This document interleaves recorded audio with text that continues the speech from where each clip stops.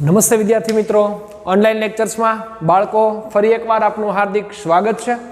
આજે આપણે ભણવાના છીએ પ્રવાહ વિદ્યુતનો ભાગ નંબર 2. ભાગ નંબર 1માં આપણે વિદ્યુત પ્રવાહની વ્યાખ્યા આપી છે અને સાથે સાથે સરેરાશ પ્રવાહ, સ્થાયી પ્રવાહ અને તત્કાલીન પ્રવાહના શું સારવા છે બાળકો સૂત્રો, અને એક બીજો કન્સેપ્ટ એમાં એવો પણ ભણ્યો છે કે સુવાહકોમાં વિદ્યુત પ્રવાહનું નિર્માણ કઈ રીતે થાય. અને એટલા માટે આપણે આજે જે કન્સેપ્ટ ભણવાનો છે એ ધોરણ 10માં આપણે ઓલરેડી ભણીને આવ્યા છીએ, પરંતુ સાથે સાથે એવો કન્સેપ્ટ છે કે જે ખૂબ જ અગત્યનો છે વિદ્યુત પ્રવાહ માટે, અને એ એટલે ઓહમનો નિયમ. તો ઓહમનો નિયમ ભણતા પહેલા કોની વચ્ચે ઓહમે આ નિયમ તાર્યો છે, કઈ એવી બે ફિઝિકલ ક્વોન્ટિટી છે એની વચ્ચે જ ઓહમે નિયમ તાર્યો છે એ જરાક સમજીએ. તો બાળકો કાલે આપણે કહેતા હતા કે ભાઈ સુવાહકની અંદર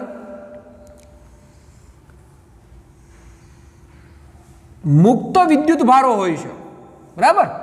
સુવાહકની અંદર શું હોય? મુક્ત વિદ્યુત ભારો. અને એ મુક્ત વિદ્યુત ભારો જ્યારે તમે એને વિદ્યુત ક્ષેત્ર ન લગાડો, બરાબર, છોકરાઓ બધા પપ્પા હાજર ન હોય એટલે શું કરશે બધા? તો કે અસ્ત વ્યસ્ત દિશામાં ગતિ કરવાના છે, કોઈ પણ શાંત રહેવાનું છે નહીં. એટલે અસ્તવ્યસ્ત દિશામાં ગતિ કરતા હશે તો શરૂઆતમાં આપણે વિદ્યુત પ્રવાહ મળવાનો છે નહીં. એનું એક જ રીઝન છે, કારણ કે વિદ્યુત પ્રવાહની સચોટ વ્યાખ્યા એ છે એક દિશામાં પસાર થતો વિદ્યુત ભાર, બરાબર. પરંતુ જેવું જ તમે અહીંયા ધન ચાર્જ રાખો અને અહીંયા ઋણ ચાર્જ રાખો તો મુક્ત થઈ ગયેલા ઇલેક્ટ્રોન ધન તરફ ગતિ કરશે. જેમ જેમ ધન તરફ આવે એમ એમ પ્રવેગ વધે, અને જેટલો પ્રવેગ વધે એટલો વિદ્યુત પ્રવાહનું નિર્માણ થશે. એટલે કન્સેપ્ટ આપણો એ છે કે આઈ ડેવલપમેન્ટ થયો. પણ ક્યારે? જ્યારે એને બાહ્ય વિદ્યુત ક્ષેત્ર આપવામાં આવ્યું ત્યારે. જો આ બંને ઇલેક્ટ્રોન અહીં આવી જાય, બરાબર, કોથળીની અંદર રહેલી તમામ દ્રાક્ષ ખાઈ જાય, પપ્પા લાવ્યા તે કોથળીની અંદર આ બંને ઇલેક્ટ્રોન ખાઈ જાય, મીન્સ કે ત્રીજાના ભાગમાં કાંઈ આવ્યું નહીં. તો હવે ત્રીજો ને ખબર છે કે પપ્પા પાસે જે દ્રાક્ષ હતી એ તો થઈ રહી, તો હવે જે ત્રીજો છે પપ્પા તરફ ગતિ કરવાનો છે નહીં. એટલે કે પ્રવાહનું નિર્માણ અટકશે. પણ આપણે એવો પ્રવાહ જોઈએ છે જે કન્ટિન્યુ પ્રવાહ વહેવો જોઈએ વાહકમાંથી, એવા પ્રવાહનું નિર્માણ થવું જોઈએ. અને કન્ટિન્યુ જો પ્રવાહ જોતો હશે તો તમારે સતત ધન વિદ્યુત ભાર કન્ટિન્યુ પથરાય અથવા કન્ટિન્યુ આ પ્લેટ ઉપર ધન વિદ્યુત ભારનું વિતરણ થાય એવી વ્યવસ્થા કરવી પડે. અને એ વ્યવસ્થા એટલે આપણે સરસ મજાની કાર્યપ્રણાલી વાળી શું રાખીએ છીએ ત્યાં? બેટરી. અને બેટરીને પોતાનું શું હશે? વિદ્યુત સ્થિતિમાનનો તફાવત. અને એ વિદ્યુત સ્થિતિમાનનો તફાવત V અને I વચ્ચેનો સંબંધ પૂરતો નિયમ એટલે આપણો ઓહમનો નિયમ, જે ધોરણ 10માં ભણીને આવ્યા છીએ. અહીંયા એના વિશે વધારે વાત કરવી છે, અને સાથે સાથે એક એવી ફિઝિકલ ક્વોન્ટિટી તારવી છે જેનું નામ છે પ્રવાહ ઘનતા. તો જોઈએ આપણો મૂળભૂત નિયમ, ઓહમનો નિયમ.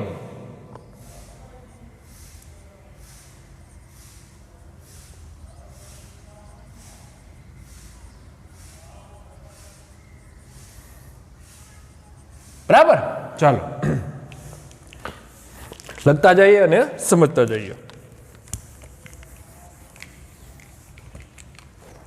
ઈસવીસન 1828માં G.H. ઓહમ નામના વૈજ્ઞાનિકે G.H.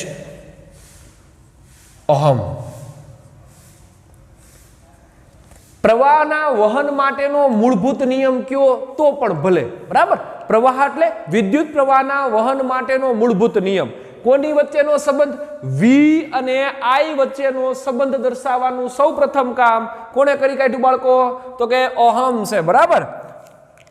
G.H. ઓહમ નામના વૈજ્ઞાનિકે V અને I વચ્ચેનો સંબંધ દેખાડ્યો.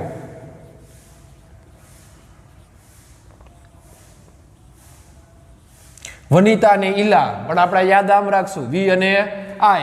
ઓહમે કોના વચ્ચેનો સંબંધ દેખાડ્યો ભાઈ? તો કે વનિતા અને ઈલા, બરાબર. આની વચ્ચેનો શું દેખાડ્યો છે એને? સંબંધ. પણ ક્યારે? તો કે શા માટે આ સંબંધ આ બે વચ્ચે સમજ્યા છે?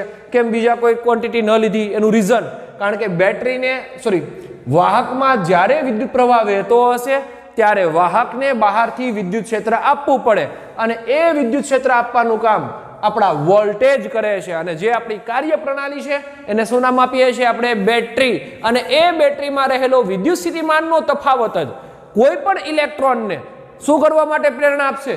વાહકમાંથી એક જ દિશામાં ગતિ કરવા માટે. અને જો વાહકમાં એક જ દિશામાં ગતિ થતી હશે તો શેનું નિર્માણ થશે? વિદ્યુત પ્રવાહનું નિર્માણ થશે. જોઈએ એનો નિયમ અને તારવી દઈએ સૂત્ર. ધારો કે મારી પાસે જેમની લંબાઈ L છે અને જેમના આડછેદનું ક્ષેત્રફળ A છે એવું એક વાહક છે. જેમની લંબાઈ કેટલી આપી છે બાળકો? મેં L, બરાબર. અને એનું જે આડછેદ છે, બંને આડછેદનું ક્ષેત્રફળ એ કેટલું છે? તો કે A જેટલું છે. A જેટલું ક્ષેત્રફળ અને L જેટલી લંબાઈ ધરાવતો મારી પાસે કોઈ વાહક છે. અને આ વાહકમાં અત્યારે કેવા ઇલેક્ટ્રોનો છે? જ્યારે વિદ્યુત ક્ષેત્ર નહીં આપીએ ત્યારે મુક્ત ઇલેક્ટ્રોન તો હશે જ, પણ કેવી દિશામાં ગતિ કરતા હશે? અસ્ત વ્યસ્ત દિશામાં ગતિ કરતા હશે. એટલા માટે મારે વિદ્યુત પ્રવાહ જો આ વાહકમાંથી પસાર કરવો હશે તો સૌથી પહેલા તો મારે વિદ્યુત ક્ષેત્ર ડેવલપમેન્ટ કરવું પડે. અને એ વિદ્યુત ક્ષેત્ર ડેવલપમેન્ટ કરવા માટે મારી પાસે શું હાજર છે ભાઈ? V. એટલે કે જ્યારે વાહક તારને હું લાગુ પાડીએ તો કે વોલ્ટેજ લાગુ પાડો. વાહક તારને વોલ્ટેજ લાગુ પાડો, V લાગુ પાડો. V લાગુ પાડો એનો અર્થ શું છે? તો કે બીજું કાંઈ છે નહીં ભાઈ. હો ભાઈ, એક વિદ્યુત ક્ષેત્ર ડેવલપમેન્ટ કરવા માટેની જરૂરિયાત છે. V લાગુ પાડો. હવે એ V ને કારણે પેલા ઇલેક્ટ્રોન છે કોની દિશામાં ગતિ કરવાના છે? તો કે ધન વિદ્યુત ભાર તરફ, અને અહીંયા ઋણ વિદ્યુત ભાર તરફ છે. પરિણામે વાહકમાં એક વિદ્યુત પ્રવાહનું નિર્માણ થાય અને એ એટલે આપણો I. જો આપણે રેવાજિક પ્રવાહના સંદર્ભે હાલતા હોય તો ધનથી ઋણ, અને રેગ્યુલર પ્રવાહના સંદર્ભે હાલતા હોય તો ઋણથી ધન, પણ આપણે અહીંયા રેવાજિક પ્રવાહના સંદર્ભ પકડીએ છીએ, બરાબર? I. આમ વાહક તારમાંથી હું પસાર થાય I. ક્યારે? તો કે વોલ્ટેજ લાગુ પાડો ત્યારે. તો આના ઉપરથી જ આપણે સ્ટેટમેન્ટ બનાવવાનું છે. હું સ્ટેટમેન્ટ બનાવશું. બીજું બાળકો ખાસ કે કોઈ પણ વાહકનું જે મટીરિયલ છે એના ઉપર તાપમાન, દબાણ, ભેજ, જે તે વાતાવરણીય જે પરિબળો છે એના પર અસર દેખાડતા હોય. એટલા માટે જો તમે કોઈ સૌરાષ્ટ્રના ભાગમાં આ ઓહમ્સ રૂલ્સનો પ્રયોગ કરો છો અને આ જ પ્રયોગ તમે કોઈ યુરોપ ખંડમાં જઈને, મીન્સ કે એનો દેશ કોઈ છે એમાં એ સ્થળ ઉપર પ્રયોગ કરો છો તો બંનેની પરિસ્થિતિ અલગ છે. જો બંનેની પરિસ્થિતિ અલગ હશે તો આના જે મૂલ્યો મળી રહ્યા છે ઓહમ્સ રૂલ્સના, એના મૂલ્યો પણ કેવા હોય? અલગ અલગ. એટલે આપણે સૌથી પહેલો ઉપર એક શબ્દ વાપરવાનો છે, નિશ્ચિત ભૌતિક પરિસ્થિતિ, બરાબર? યોગ્ય પરિસ્થિતિમાં, દાખલા તરીકે અહીંયા જે તમને રિઝલ્ટ મળી રહ્યું છે ઓહમ્સ પ્રમાણે, એના અવરોધ પ્રમાણે, ઓહમ્સના નિયમ પ્રમાણે અવરોધ મેળવવાનો, એ રિઝલ્ટ અવરોધનું કોઈ બીજી જગ્યાએ કંઈક બીજું મળતું હશે, એનું રિઝલ્ટ ત્યાં પરિસ્થિતિ બદલાય. એટલે સૌથી પહેલો શબ્દ વાપરશું આપણે, નિશ્ચિત ભૌતિક પરિસ્થિતિમાં. નિશ્ચિત ભૌતિક પરિસ્થિતિમાં વાહક તારને શું લાગુ પાડ્યો? સૌથી પહેલા વિદ્યુત પ્રવાહ ન હોય. જો બેટરી વિના વિદ્યુત પ્રવાહ ન હોય, કારણ કે ઇલેક્ટ્રોન હોય પણ એ અસ્તવ્યસ્ત વાળા, એટલે સૌથી પહેલા હું લાગુ પાડ્યો? વોલ્ટેજ. નિશ્ચિત ભૌતિક પરિસ્થિતિમાં વાહક તારને લાગુ પાડેલા વિદ્યુત સ્થિતિમાનનો તફાવત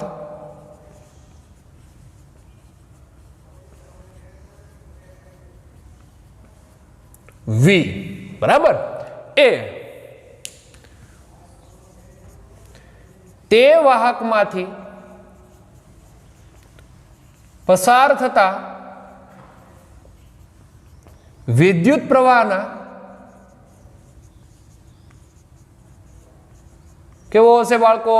સમપ્રમાણમાં હોય. કઈ રીતે નક્કી કર્યું આપણે?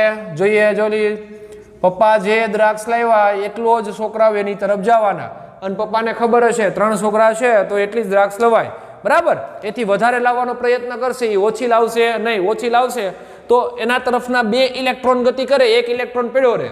તો 1 ઇલેક્ટ્રોન પડ્યો રહે તો એ તો અસ્તવ્યસ્ત દિશામાં ગતિ કરતો હોય, જે વિદ્યુત પ્રવાહના નિર્માણ કરી શકશે નહીં. એટલા માટે હંમેશા પપ્પાને એટલી જ વેલ્યુ જોઈએ જેટલા એના ઘરના સભ્યો છે. એટલે સૌથી પહેલા પપ્પા હશે, ત્યારબાદ એના સભ્યોનું નિર્માણ થાય, બરાબર? તો કન્ડિશન એ છે કે વાહકને શું લાગુ પાડવો પડે? પહેલા વોલ્ટેજ. વોલ્ટેજ લાગુ પાડો એટલે શું મળે આપને? પ્રવાહ. તો જેટલો વોલ્ટેજ હશે એટલો શું મળવાનો છે ભાઈ? પ્રવાહ મળવાનો છે. તો એકબીજાના કેવા પ્રમાણમાં હોય? સમપ્રમાણમાં હશે. અને એના ઉપરથી આપણે અવરોધનું સૂત્ર તારવીએ આ જ સ્ટેટમેન્ટ ઉપરથી. તેથી V is proportional to શું બની જશે? I. બરાબર. આમ લખેગા I is proportional to V. કારણ કે સૌથી પહેલા કોણ છે? તો કે પપ્પા હોય. કૂપનમાં સૌથી પહેલા પપ્પાનું નામ હોય. નોખું થાય પછી આપણા નામ ચડે છોકરાઓના. તો મૂળ કન્સેપ્ટ એ છે કે V is proportional to I. તો વોલ્ટેજ હશે તો આપણે પ્રવાહનું નિર્માણ કરી શકીએ. એટલા માટે V is proportional to I. જો તમે proportionalની નિશાની દૂર કરો તો V બરાબર શું આવશે બાળકો? IR. અને જ્યાં R જે સમપ્રમાણતા અચળાંક છે એને આપણે નામ કહેવાય વાહકનો અવરોધ. શું બોલાશે? વાહકનો અવરોધ. જે આપણે ઓલરેડી ધોરણ 10 માં આવા કન્સેપ્ટ ભણીને આવ્યા છીએ એ જ કન્સેપ્ટ છે અહીંયા. અહીં સમપ્રમાણતા અચળાંક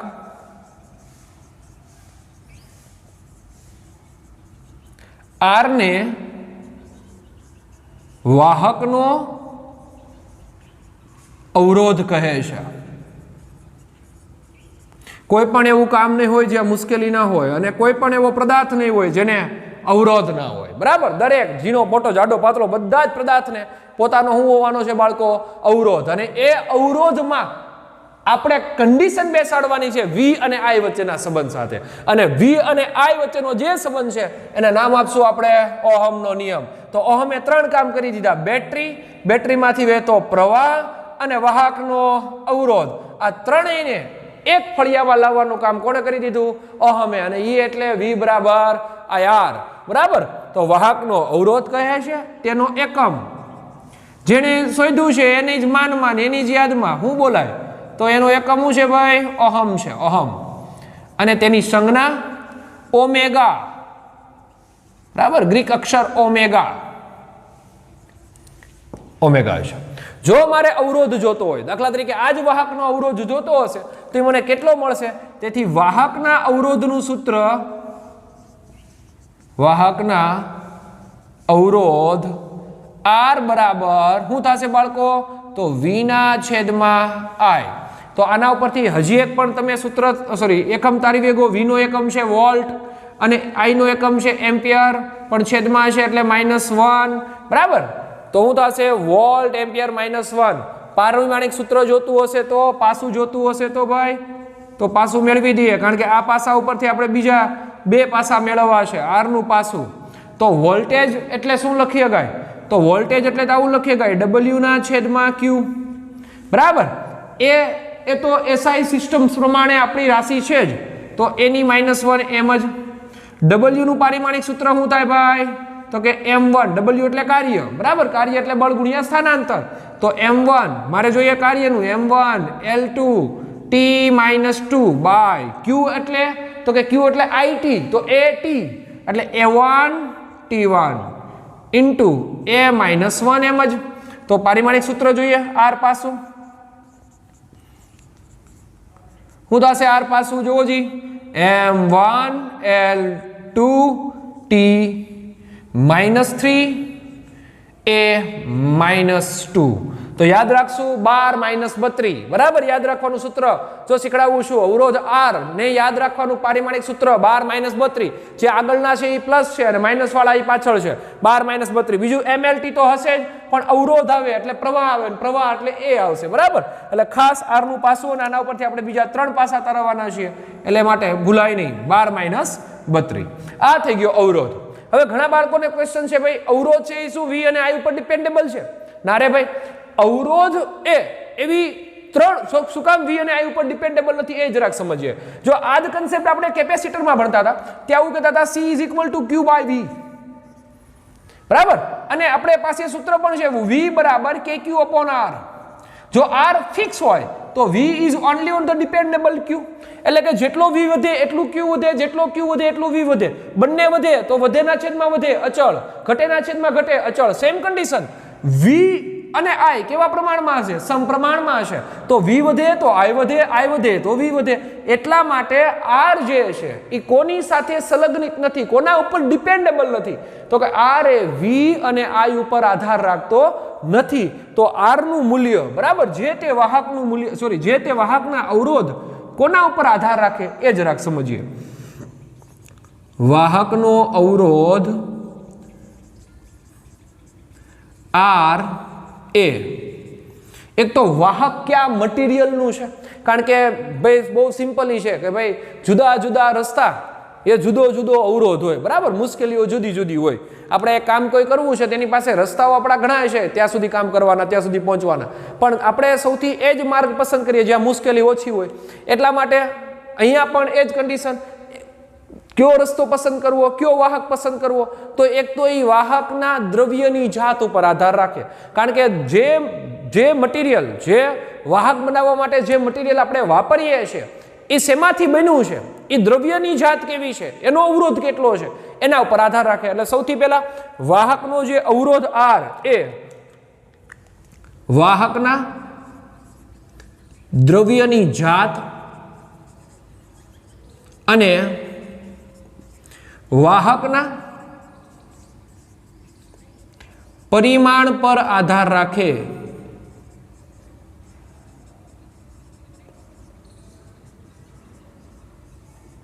હવે પરિમાણ એટલે કેવા, તો બહુ સિમ્પલ છે. જો જેમ રસ્તો વધારે, જેમ રસ્તો લાંબો, એમ તમે થાકી કેવા જવાના વધારે, કારણ કે અવરોધ કેવા આવવાના છે વધારે. બહુ સિમ્પલ, બરાબર. એટલા માટે વાહક પરિમાણમાં બે, એક એની લંબાઈ, વાહકની લંબાઈ, અને વાહકના આડછેદનું ક્ષેત્રફળ, એના ઉપર કોણ રાખે છે, તો કે જે તે વાહકનો અવરોધ R.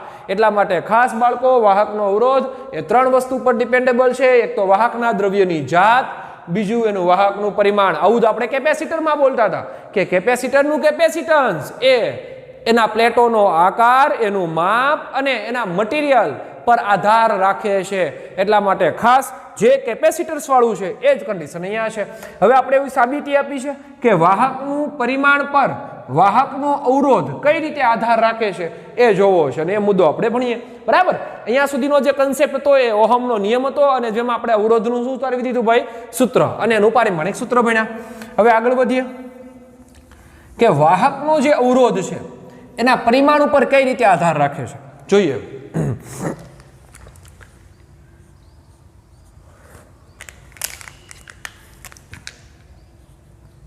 વાહકનો અવરોધ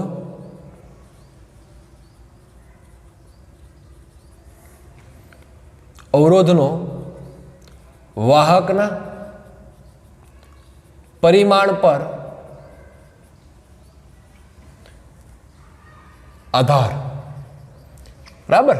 આવો આપણો કન્સેપ્ટ છે, એનો મેં ટુકડો કરી દીધો છે. બધું એક જ છે હો ભાઈ, પણ મેં નાનો હું કરી દીધો છે ભાગ, કારણ કે આપણે અલગ અલગ કરીને ભણીએ છીએ. તો સૌથી પહેલા આપણે લંબાઈના સંદર્ભે ભણીએ, કારણ કે વાહક પાસે બે હશે, એક તો એની લંબાઈ હશે, બીજું એનું શું હશે, ક્ષેત્રફળ. એટલે વાહકનો જે અવરોધ છે એ બે વસ્તુ પર આધાર છે, એક વાહકની લંબાઈ, એક વાહકનું ક્ષેત્રફળ. તો આપણે મૂળ મુદ્દો સમજીએ.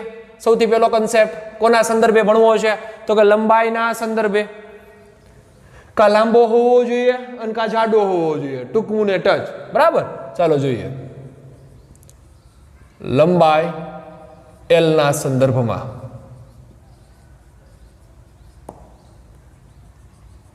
તો જેમની લંબાઈ L છે અને જેમના આડછેદનું ક્ષેત્રફળ A છે, એવા બે ટુકડાઓ પસંદ કરો.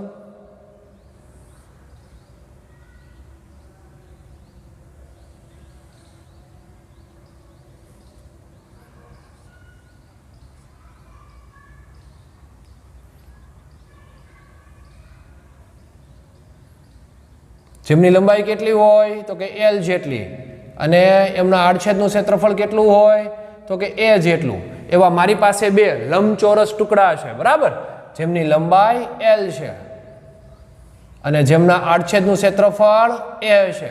એવા કેટલા, તો કે બે ટુકડાઓ ભેગા કર્યા. શું કામ બે ટુકડા ભેગા કર્યા, એનું રીઝન, જો L હશે ત્યારે તો સૂત્ર છે જ આપણી પાસે, V = IR. આને તમે બેટરી જોડશો તો આ સૂત્ર થશે V = IR. હવે મારે એવી વસ્તુ આપણે શીખવી છે કે જેમાં વાહકનું પરિમાણ, મીન્સ કે જે લંબાઈ છે, લંબાઈ વધે ત્યારે અવરોધ વધે કે નહીં એ જાણવું છે. એટલે L જેટલી લંબાઈ હતી ત્યારે તો મારી પાસે સૂત્ર છે જ, V = IR.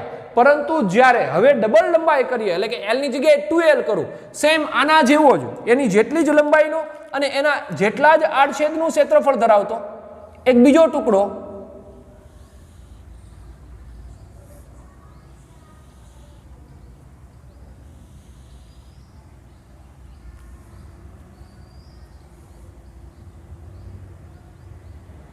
જેમની પણ લંબાઈ કેટલી હોય બાળકો L જેટલી અને એમનું પણ આડછેદનું ક્ષેત્રફળ કેટલું હોય A.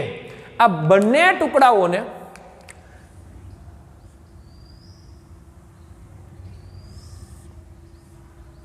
V જેટલા સ્થિતિમાન વાળી બેટરી સાથે શું કરી દઈએ જોડી દઈએ.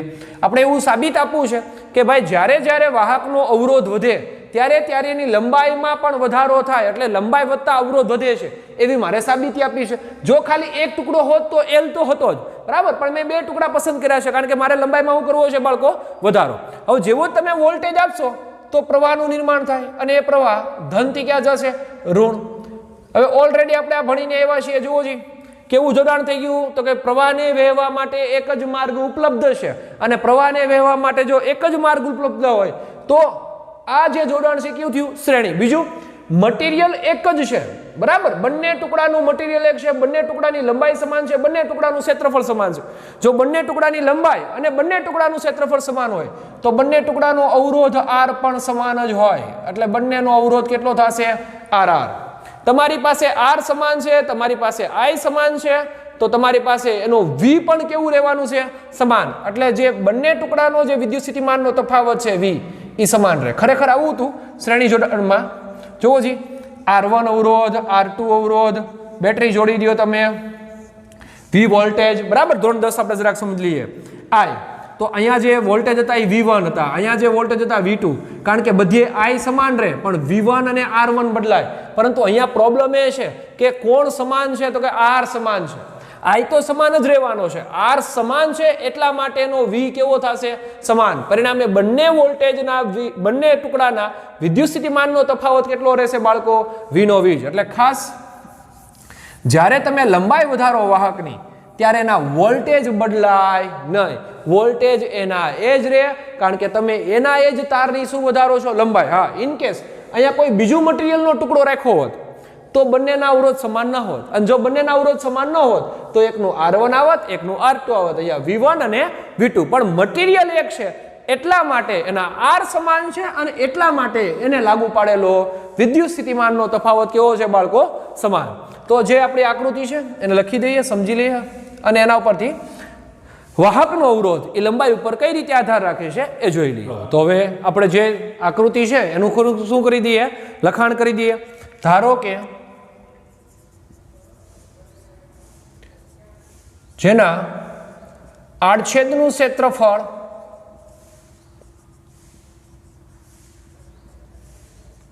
કેટલું છે બાળકો A. આડછેદનું ક્ષેત્રફળ કેટલું A બરાબર, ક્ષેત્રફળ A અને તેમની લંબાઈ L હોય તેવા બરાબર, બંનેની લંબાઈ કેવી છે L હોય તેવા બે લંબચોરસ ટુકડાઓને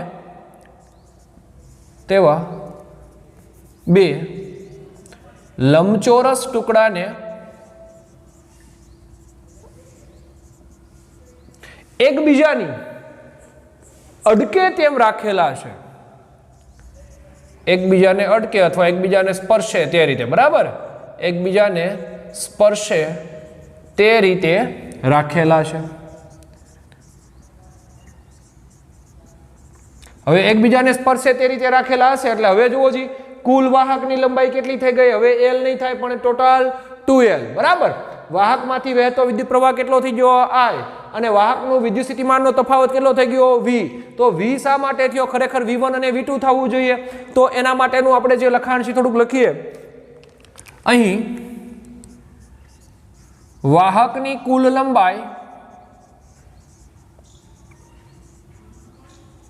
લંબાઈ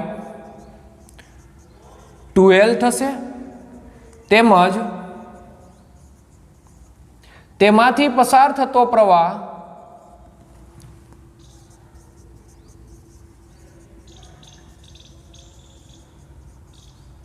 I જ રહેશે. શા માટે I જ રહેશે એનું કારણ તો કે પ્રવાહને વહેવા માટે અહીંયા એક જ માર્ગ ઉપલબ્ધ છે અને એક જ માર્ગ ઉપલબ્ધ હોય તો ફાટો પડે નહીં. બરાબર, બહુ સિમ્પલ છે. ખેડૂત જ્યારે પાણી વાળતા હોય તો કે ધોરિયામાં જે પાણી આવે છે તો એ એકના કામ જતું હોય. બરાબર, વહેવા માટે એક જ માર્ગ ઉપલબ્ધ છે. હવે જો ઇન કેસ કોઈ બીજું ધોરિયો તૂટી ગયો તો ત્યાંથી પણ પાણી લીક થાય, તેનો અર્થ હવે પ્રવાહને વહેવા માટે કેટલા માર્ગો ઉપલબ્ધ થયા? 2. તો સમગ્ર આઈમાંથી એક I1 અહીંયા જાય છે, એક I2 અહીંયા જાય છે, એવું છે નહીં.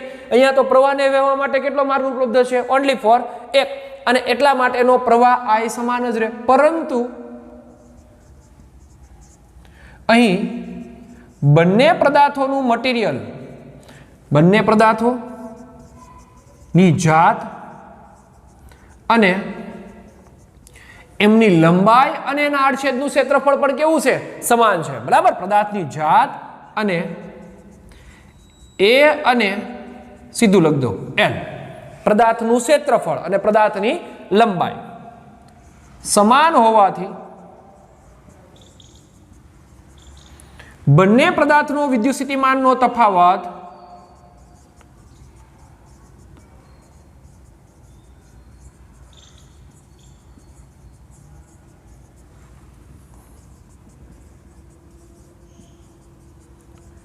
કેવો થાય? સમાન થાય. તો જ સમાન થાય, નહીતર સમાન થાય નહીં. હમણાં જ સમજાતા. બરાબર, જો જેના ઉપર અવરોધ ડિપેન્ડેબલ છે બધું સમાન છે. વાહકના દ્રવ્યની જાત, તો કે બંનેની દ્રવ્યની જાત સમાન છે, બંને લોખંડના ટુકડા છે. આ L લંબાઈનો છે તો આ L લંબાઈનો, આના એ જેટલું આડછેદનું ક્ષેત્રફળ છે તો આનું એ જેટલું આડછેદનું ક્ષેત્રફળ. તો અવરોધ કેવો? સમાન. જો અવરોધ સમાન હોય તો પ્રવાહ I સમાન હોય, કારણ કે પ્રવાહ તો ઓલરેડી સમાન છે, કારણ કે એક જ માર્ગ છે. હવે R સમાન હશે તો V પણ કેવો થાય? સમાન થાય. આમ કુલ વિદ્યુત સ્થિતિમાન કેટલું થાય? તો કે V પ્લસ V એટલે ટોટલ 2V જેટલું થાય. પરિણામે સમગ્ર વાહકનું કુલ સ્થિતિમાન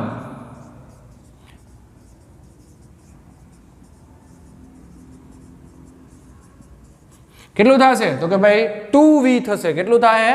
2V થાય. લ્યો, બરાબર, વાહકનું સ્થિતિમાન કેટલો થશે? 2V. તેથી વાહકનો અવરોધ બદલાતો નથી એટલે એને નામ જ આપી દઈએ આપણે વાહકનો અવરોધ. જે નવો વાહકનો અવરોધ મળે એને હું નામ આપી દઉં R ડેશ, કારણ કે આ તો સ્વતંત્ર R છે બંનેનો. બરાબર, જે આખાનો અવરોધ મળે છે એને હું શું નામ આપું? R dash. તો R ડેશ જોતું હોય તો શું થાય? V/I.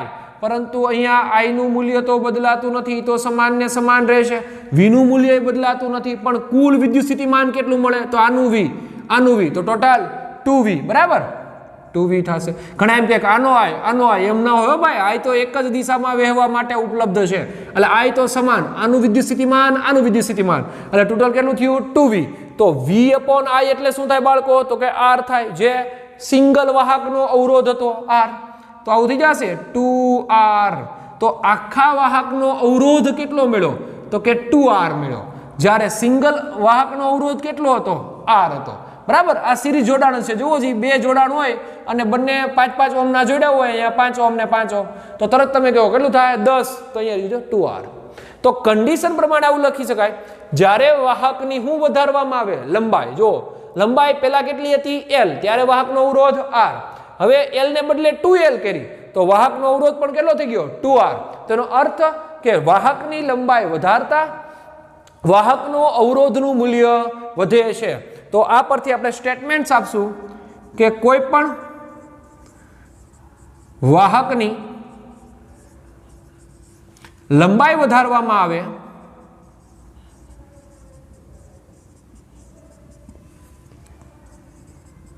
ત્યારે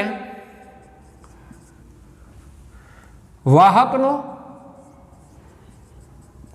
અવરોધ વધે છે. અને જો વાહકનો અવરોધ બાળકો વધતો હોય તો બે વચ્ચેનો સંબંધ આવો થશે R is proportional to L. સમીકરણ નંબર 1. બરાબર, R is proportional to L. એટલે કે જો વાહકની લંબાઈ વધે તો વાહકનો અવરોધ વધે જ. હવે એક પરિમાણ સાથે આપણે સંલગ્નિત થયા. ખાલી વાહક પાસે લંબાઈ નથી, પણ વાહક પાસે પોતાનું શું છે? આડછેદનું ક્ષેત્રફળ પણ છે. હવે આપણે આડછેદ ના સંદર્ભે આપણે આગળ વધવું છે. કે આડછેદ ડબલ ગણું કરશું અને આડછેદને અડધું કરશું. તો જોઈએ આ જ ટુકડાનો જે એક સિંગલ ટુકડો છે એના કેટલા ભાગ કરી નાખું? 2. આ જે ડબલ ટુકડા હતા હવે મારી એક સિંગલ ટુકડો, અહીંયા આડછેદનું ક્ષેત્રફળ કેટલું છે? A. એને બરાબર વચ્ચેથી કાપી નાખું તો કેટલા ભાગ પડશે? 2. તો આખા આડછેદનું ક્ષેત્રફળ A હતું, પણ ભાગ કરતા કેટલા ભાગ થઈ જશે? 2. એકનું થઈ જશે A/2 અને બીજાનું પણ કેટલું થઈ જશે? A/2. તો જોઈએ નવો ટોપિક, ક્ષેત્રફળ A પર વાહકનો અવરોધ કઈ રીતે આધાર રાખે છે એ આપણે જોવું છે. એની લંબાઈના સંદર્ભ તો જોયો કે લંબાઈના સમપ્રમાણમાં છે, તો ક્ષેત્રફળના કઈ રીતે છે? તો ચાલો જી જોઈએ, જરાક ધ્યાન આપીએ. મારી પાસે જે વાહક છે એના કેટલા ભાગ કરી નાખું? 2. બરાબર. કઈ રીતે ભાગ પાડશું?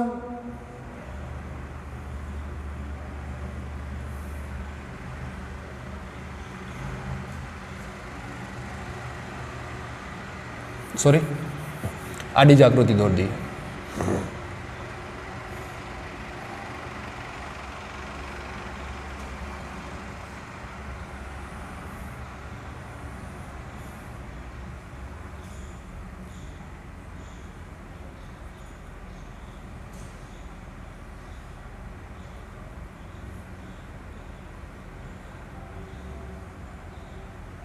આ એક વાહક છે જેના આડછેદનું ક્ષેત્રફળ કેટલું છે બાળકો? A જેટલું છે. હવે એના હું 2 ભાગ પાડું. 2 ભાગ કઈ રીતે પાડીશ? આમ વચ્ચેથી.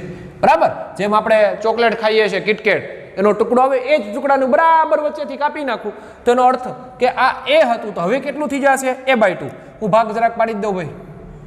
2 ભાગ કરી નાખ્યા. એના આડછેદના ક્ષેત્રફળના કેટલા ભાગ કરી નાખ્યા? 2. એકનું A/2 તો બીજાનું પણ કેટલું થઈ જશે? A/2. સેમ કન્ડિશન આનું પણ કેટલું થાય? તો કે A/2 અને આનું પણ કેટલું થશે? નીચેના ભાગનું A/2. હવે મારે વાહક તારને ક્યાં જોડવાનો છે? વિદ્યુત સ્થિતિમાનનો તફાવત ક્યાં લાગુ પાડવાનો છે?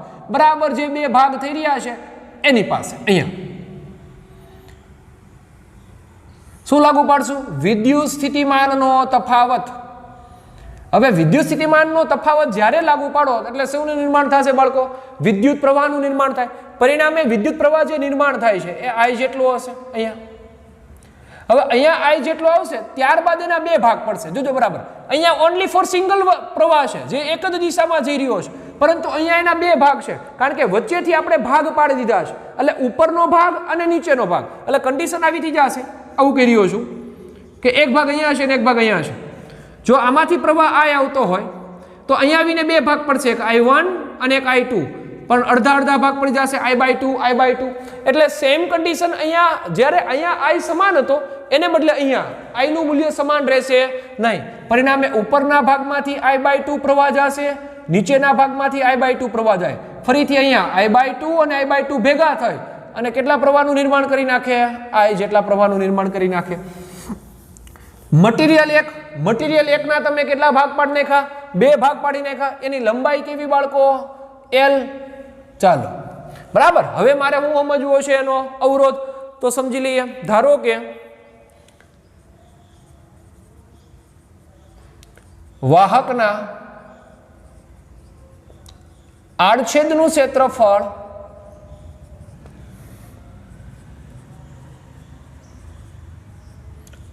અડધું કરવામાં આવે.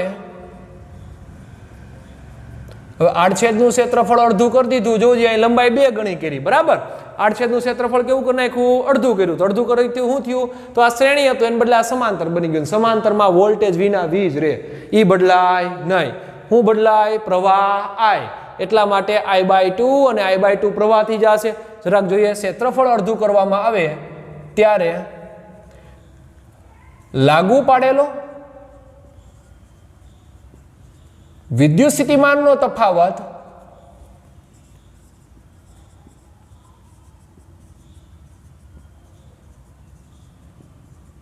કેટલો રહેશે બાળકો?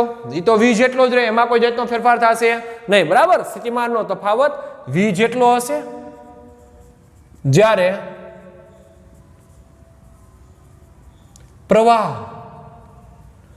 બરાબર, જે પાણી આપણે ઢોળીએ છીએ એના બે ભાગમાં વેચાય છે, એક આગળના ભાગમાં વેચાય ને એક પાછળના ભાગમાં વેચાય. જે તમે ઢોળો છો એ તમે સ્ત્રોત છો, એટલે કે તમે વોલ્ટેજ છો, એ તો તમે કન્ટિન્યુ સરખું ઢોળો, એક ડોલ. પણ જે પાણી વહીને આગળ જઈ અને બે ભાગમાં વેચાય છે, તો એને કારણે પ્રવાહના મૂલ્યમાં ઘટાડો આવે, વોલ્ટેજના મૂલ્યમાં ઘટાડો આવે નહીં. એટલે જ્યારે પ્રવાહનું મૂલ્ય કેટલું બની જશે? I/2 થશે. તેથી દરેક ભાગનો મારે શું મેળવવો છે? અવરોધ. આમ વાહકનો અવરોધ કેટલો થશે? વાહકનો અવરોધ જોવો જી, તો R નું સૂત્ર R બરાબર શું છે? V/I. પણ અહીંયા આપણે નામ આપી દઈએ R', કારણ કે જે વાહકનો નવો અવરોધ મળે એ R ક્યારે હતો? તો કે એ જેટલું ક્ષેત્રફળ ને L જેટલી લંબાઈ હતી ત્યારે. હવે લંબાઈ સમાન છે પણ ક્ષેત્રફળનો ભાગ કેવો કરી નાખ્યો છે? અડધો. એટલે નવો અવરોધ જે મળશે શું મળશે? R' બરાબર V/I. પણ I ની જગ્યાએ હું રાખશું? કેટલો પ્રવાહ વહી રહ્યો છે એકમાંથી? તો કે I/2 જેટલો પ્રવાહ વહી રહ્યો છે. તો I/2 બે ક્યાં આવશે? ઉપર. તો કે 2V/I. તો V/I એટલે તો કે R, તો શું બની ગયું? 2R. તો જોવો જી, ક્ષેત્રફળ અડધું કરતા વાહકનો અવરોધ બમણો થયો. આમ સમજી શકાય, જ્યારે એ જેટલું ક્ષેત્રફળ હતું ત્યારે વાહકનો અવરોધ R હતો, પણ ક્ષેત્રફળ મેં અડધું કર્યું તો વાહકનો અવરોધ અડધાને બદલે કેટલો થઈ ગયો? બમણો. તેનો અર્થ જ્યારે હું ક્ષેત્રફળ અડધું કરું છું ત્યારે વાહકનો અવરોધ બમણો થાય. એટલે એક ઘટે ને બીજું વધે. તો કેવો સંબંધ હોવો જોઈએ બાળકો? વ્યસ્ત સંબંધ. આમ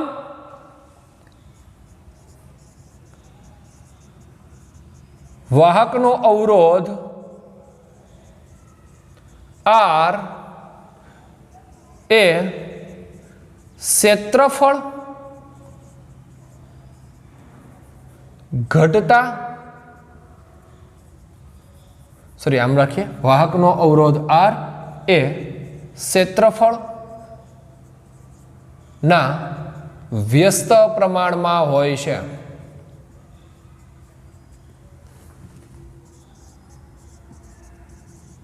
તેથી સૂત્ર શું થશે? R is proportional to 1/A. સમીકરણ નંબર 2. બરાબર. જો ક્ષેત્રફળ વધે તો અવરોધ ઘટે, જો અવરોધ ઘટે તો ક્ષેત્રફળ વધે. આ થઈ એની સાબિતી કે ખાલી વાહકના દ્રવ્યની જાત નહીં પણ એની લંબાઈ અને એના ક્ષેત્રફળ ઉપર શું રાખે છે બાળકો? આધાર. આ આપણે સમજ્યા શ્રેણી પ્રમાણે અને આ આપણે સમજ્યા સમાંતર પ્રમાણે. સમાંતરમાં V ન બદલાય પણ પ્રવાહને વહેવા માટે કેટલા ભાગ પડે? 2, એટલે I/2 આવે. ખરેખર અહીંયા V બદલાતો જ હોય પણ મટીરિયલ એક, લંબાઈ એક, લેન્થ એક, લંબાઈ એક અને આડછેદનું ક્ષેત્રફળ એક, એટલે V નું મૂલ્ય બદલાતું નથી, એનું એ જ રહેશે. પણ ટોટલ V તો કે સરવાળો જ થાય. કેટલો થાય? 2V. અહીંયા ટોટલ I નો સરવાળો થાય. જોવો જી, I/2 પ્લસ I/2 તો કેટલો પ્રવાહ મળશે બાળકો? I. બરાબર. તો આ થયું સમીકરણ 1 અને સમીકરણ નંબર 2. હવે આપણું મૂળભૂત સૂત્ર છે એને જરાક તારવી દઈએ. સમીકરણ 1 અને 2 પરથી તમે જોવો છો, સમીકરણ આ 1 R is proportional to A અને સમીકરણ number 2 R is proportional to 1/A, એની ડાબી સાઈડ સમાન છે. તો સમીકરણ 1 અને 2 પરથી શું લખી શકાય? એને સરખાવી શકાય. જોઈએ, સમીકરણ 1 અને 2 પરથી આવું લખવું જોઈએ. R is proportional to, સમપ્રમાણ તો છે જ, બરાબર. R is proportional to L ના છેદમાં A. એનો અર્થ કે લંબાઈ સાથે સમપ્રમાણિત અને ક્ષેત્રફળ સાથે વ્યસ્ત પ્રમાણ. બરાબર. જો તમે સમપ્રમાણતાની નિશાની દૂર કરો તો R બરાબર ત્યાં રૂખાય ρL/A, જ્યાં ρ ને બોલાય અવરોધની અવરોધકતા. શું બોલાશે? અવરોધની અવરોધકતા. કેપેસિટરને જેમ પોતાનું શું હતું બાળકો? કેપેસિટન્સ. એમ અવરોધને પોતાની શું હોય? અવરોધકતા હોય. અને એ અવરોધકતાનો આધાર તમે કયા પ્રકારનો અવરોધ, મીન્સ કે કેવા દ્રવ્યની જાતવાળો અવરોધ છે એના એક ઉપર જ આધાર રાખે. લંબાઈ કેટલી છે, ક્ષેત્રફળ કેટલું છે, એ વસ્તુ પર ડિપેન્ડેબલ નથી. કોણ? અવરોધની અવરોધકતા. પણ અવરોધ એ ત્રણેય વસ્તુ પર આધાર રાખે: ક્ષેત્રફળ, લંબાઈ અને દ્રવ્યની જાત. જ્યારે અવરોધકતા ઓનલી ફોર દ્રવ્યની જાત પર આધાર રાખે. કોઈ પ્રત્યેની લાગણી આપણી ક્યારેય બદલાય નહીં. દાખલા તરીકે મારો જે એક મિત્ર હોય અને મને પાક્કો ભાઈબંધ છે મારો, એને મારું ઘણું ખરાબ કર્યું, ઘણું ખોટું કર્યું, બરાબર, ઘણી જગ્યાએ મારી માથાકૂટ કરી, મારી સાથે બાંધ્યો, પણ અચાનક એ જ્યારે મુશ્કેલીમાં હોય ત્યારે શું ન થાય? તો કે મારાથી એવું થાય નહીં. એનું રીઝન લાગણી. અને લાગણી એટલે દ્રવ્યની જાત. એટલે કોઈ પણ મટીરિયલ્સનો ઉપયોગ કરો છો, કેવા મટીરિયલ સાથે સંકળાવો છો, એના ઉપર તમારી અવરોધકતા આધાર રાખે. અવરોધ એના ઉપર તો આધાર રાખે જ, પણ સાથે સાથે મટીરિયલની લંબાઈ કેટલી છે અને એના આડછેદનું ક્ષેત્રફળ કેટલું છે. જો અવરોધકતાનું સૂત્ર જોતું હોય, વાહકની અવરોધકતા, તો વાહકની અવરોધકતાનું સૂત્ર થશે ρ બરાબર R into A by L. એકમ જરાક તારવી દઈએ. ρ નો એકમ, R નો એકમ તો ઓહમ છે. પેલું ક્ષેત્રફળ છે, ક્ષેત્રફળનું થાય મીટર સ્ક્વેર, એટલે થશે ઓહમ ઇન્ટુ મીટર સ્ક્વેર છેદમાં લંબાઈ છે, તો લંબાઈનું પણ બાળકો શું થાય? મીટર થશે. તો એક મીટર કેન્સલ અને વધુ મારી પાસે ઓહમ ઇન્ટુ મીટર. બરાબર, આ થઈ ρ નો એકમ. હવે જો મારે ρ નું પારિમાણિક સૂત્ર જોતું હોય, ρ પાસું, તો પારિમાણિક સૂત્ર શું થશે? તો કે ઓહમનું આપણે આવડે છે, હમણાં શીખાતા આવ્યું 12 - 32. બરાબર, તો એનું છે MLT A 12 - 32 એટલે 2 માઇનસ. સાથે સાથે મીટર છે, તો મીટરનું શું થઈ જશે? તો કે L1, તો શું થશે? M1 L3, કારણ કે 2 અને L1 બરાબર 3 અને T -3 A -2. તો એકનું આવ્યું 12 - 32, ρ નું આવે 13 - 32. એમાં કોઈ જાતનો ડિફરન્સ છે નહીં. તો આજનો આટલો કન્સેપ્ટ છે આપણો. હજી આપણે એમાં આગળ વધવાનું છે. એક સરસ મજાની વ્યાખ્યા અને એક સરસ મજાની ભૌતિક રાશિ બાળકો તારવવાની છે, જેનું નામ છે પ્રવાહ ઘનતા. ખાસ આપણે જે ઓહમ્સનો નિયમ ભણ્યા છે, આપણે 10મામાં ઓનલી ફોર એક નાનું સ્ટેટમેન્ટ ભણતા હતા, પરંતુ એ સ્ટેટમેન્ટ કઈ રીતે આધાર રાખે છે એ પણ જોયું. સાથે સાથે તમારી પાસે જો 10માની જૂની ટેક્સ્ટ બુક હોય તો એમાં આ જે સૂત્ર છે એ જ સૂત્ર ત્યાં તારવેલું છે. એટલા માટે બીજું કંઈ નવીન ભણ્યા નથી, પરંતુ આજે આપણે વાહકનો જે અવરોધ છે એ કઈ રીતે આધાર રાખે છે એના કન્સેપ્ટો જોયા છે. આવતા લેક્ચર્સમાં પ્રવાહ ઘનતા અને ઇલેક્ટ્રોનનો ડ્રિફ્ટ વેગ, રિલેક્શન સમય ટાવ સાથે આપણે સંકળાવવાના છીએ. અસ્તુ.